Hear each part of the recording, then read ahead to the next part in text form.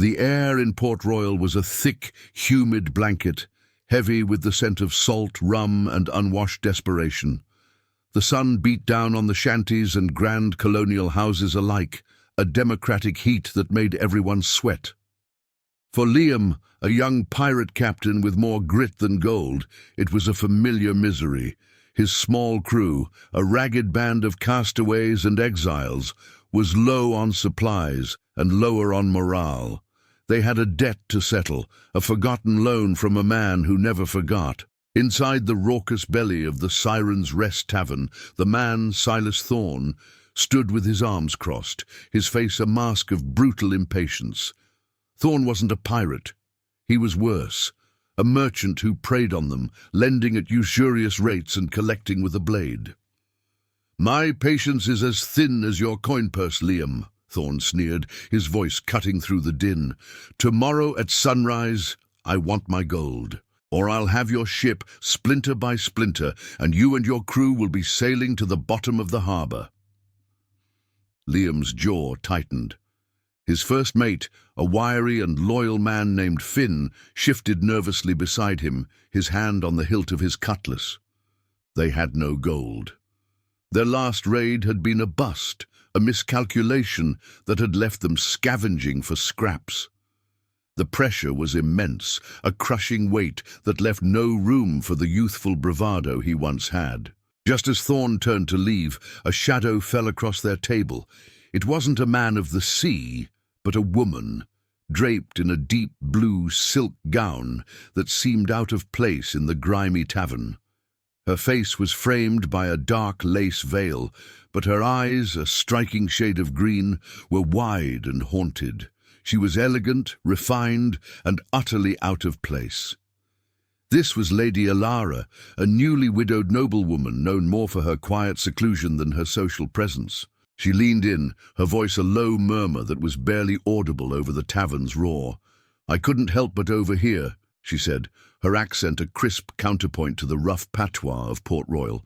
"The merchant, Silas Thorne, he is not a man to cross." She slid a small leather pouch onto the table, its weight a promise of salvation. "This is a fraction of what I can offer. I can give you enough gold to clear your debt, enough to buy your freedom for a year." Liam's eyes widened, then narrowed with suspicion. "And what does a pirate give a lady of your station in return?" he asked, his voice low and cautious. "A single night of your company," she whispered, her gaze unwavering. "Nothing more. The gold for your crew, the freedom you crave, for one night. A private room, a bottle of wine. No one needs to know." Finn bristled, ready to refuse on Liam's behalf, but Liam held up a hand. The offer was absurd, yet the desperation in her eyes was as real as his own. She wasn't seeking pleasure or a dalliance. There was a profound unspoken sorrow there, a reflection of a burden that was heavier than a pirate's debt.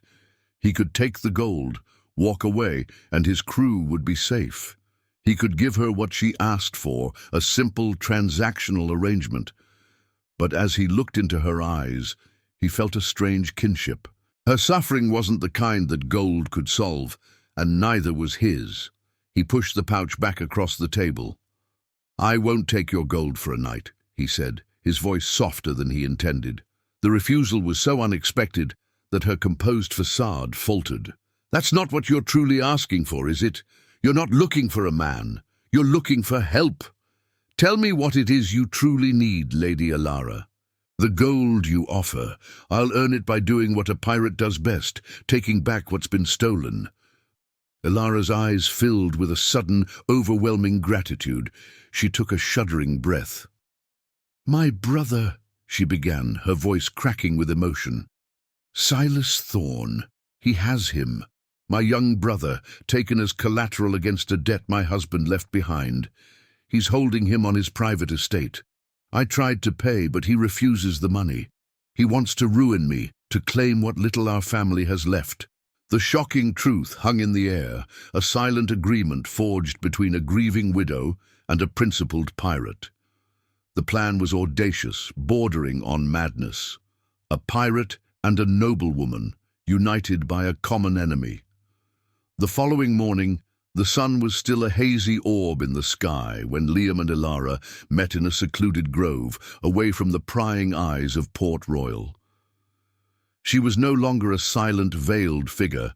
Her face was visible now, revealing a porcelain complexion and a haunted beauty. Liam, in his coarse linen shirt and worn leather vest, seemed to grow more resolute with every passing moment. "Thorn's estate is heavily guarded," Ilara explained, unfolding a crude map she had drawn. "He keeps my brother, Thomas, in a small building behind the main house, a converted carriage house. There are guards patrolling the perimeter at all hours."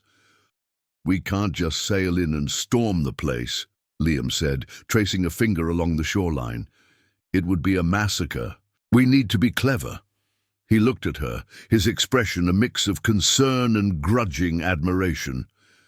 "This isn't your world, lady. It's dangerous. You should go back to your estate and wait." "I can't," she replied, her voice firm. "He's my brother. I have a network of informants, servants, merchants who resent Thorn's cruelty. My knowledge of his routines and his network is our greatest asset." Their alliance began to take shape. Liam, with Finn and his other loyal crewmates, a large man named Ben, skilled with a hammer, and a young, nimble former thief called Jess, planned the infiltration. They would approach the estate by land, using the dense jungle to their advantage, avoiding the heavily patrolled shoreline. Ilara, meanwhile, used her remaining connections to gather intel. She bribed a disillusioned stable hand to confirm the location of the carriage house and learned of a blind spot in the guards' patrol route. The days leading up to the rescue were a slow-burning tension.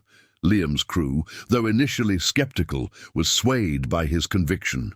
He had refused easy gold for a righteous cause, and that act of defiance was a language they all understood.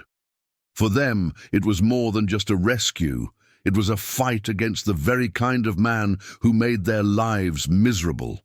The night of the mission was dark and moonless, the air thick with the promise of a storm. Rain began to fall in a gentle drizzle, then a relentless downpour, which worked in their favor, masking their movements. They moved silently through the jungle, the mud and foliage clinging to their clothes. Liam led the way, his eyes sharp, his cutlass sheathed but ready. Ilara, despite the hardship, kept pace, her determination a fiery beacon in the gloom. They reached the perimeter fence and used the blind spot to slip through. The carriage house stood ahead, a lonely outpost in the pouring rain. A single guard huddled beneath an overhang, his back to them, seeking shelter from the downpour. Jess, the former thief, moved like a shadow, taking the guard down with a quiet, efficient blow. Inside, the boy was huddled in the corner of a dusty room, his eyes wide with fear. Thomas, no more than 10 years old, was shivering, malnourished, and terrified. "Thomas!"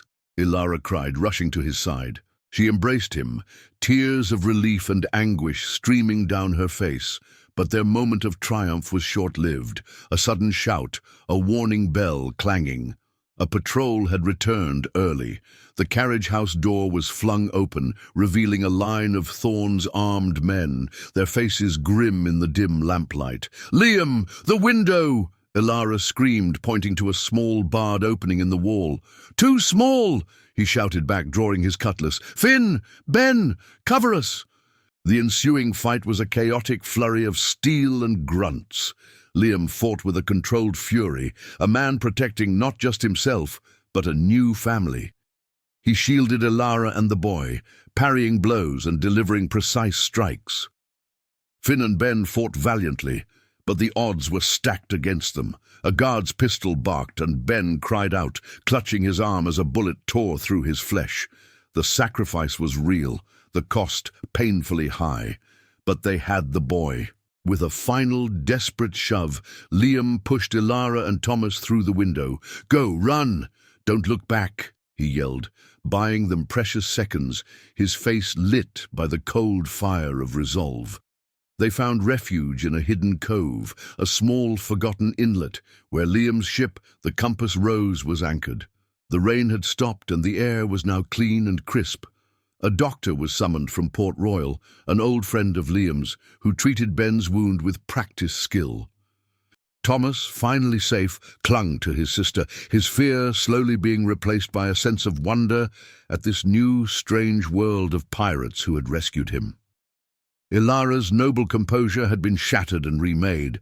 She saw Liam not as a common pirate, but as a man of extraordinary honor. The grime on his face, the weariness in his eyes, it only served to highlight the depth of his character. He had risked everything, not for gold, but for a promise, for a complete stranger and her brother. "He'll be coming for us," she said, her voice quiet as she watched the sun rise over the gentle waves. "Thorn, he won't stop." "Then we make sure he can't get to us," Liam replied, sitting beside her on a coil of rope. He pointed out to sea. "The Compass Rose is ours. We can go anywhere, but running won't fix anything. He'll just hunt you down eventually. We need to deal with him once and for all." They devised a final, daring plan. Liam's crew had found evidence of Thorn's illegal activities during their escape, a ledger containing names of his illicit partners and proof of his extortion. Using this, and a network of contacts Ilara still had among the city's legitimate merchants, they would turn the tide against him. Ilara used a coded message sent through a trusted servant to alert the royal governor's office. The proof was delivered anonymously, forcing the authorities to act. The final confrontation wasn't a sword fight, but a legal one. The combined evidence from Liam's crew and Ilara's network was undeniable. Thorn, the predator of Port Royal, was apprehended and his entire network of influence collapsed. The bounty on Liam's head was quietly dismissed, his actions viewed by the more enlightened members of the governor's court as a noble deed, albeit a reckless one. With Thorn's threat gone, Ilara's life was her own again. And so was Liam's. The gold she had offered, a sum now meaningless in the face of what they had found, was used to pay the crew's debts and provision the Compass Rose for a new voyage. But they weren't sailing in search of treasure. They were sailing for something more profound. On the deck of his ship, Liam looked out at the open sea, the vast horizon a canvas of endless possibility. Ilara stood beside him, her hand gently resting on his arm. She was no longer a grieving widow. She was a woman who had found her strength, a purpose forged in the fires of conflict. He was no longer just a pirate. He was a man who had found a home not in a port, but in the heart of another. "Where do we sail, Captain?" she asked, a small smile playing on her lips. He looked at her, his eyes full of a love he never thought he'd find. "Anywhere," he said, pulling her closer, "as long as we're together." The sails caught the wind, and the Compass Rose surged forward, leaving the past behind, sailing toward a new horizon of shared adventure and a love born not of gold, but of a true and selfless heart. If you were moved by this tale of honor, love, and adventure, and you want to see more stories from the high seas and beyond, remember to hit that subscribe button. There are countless more tales waiting to be told.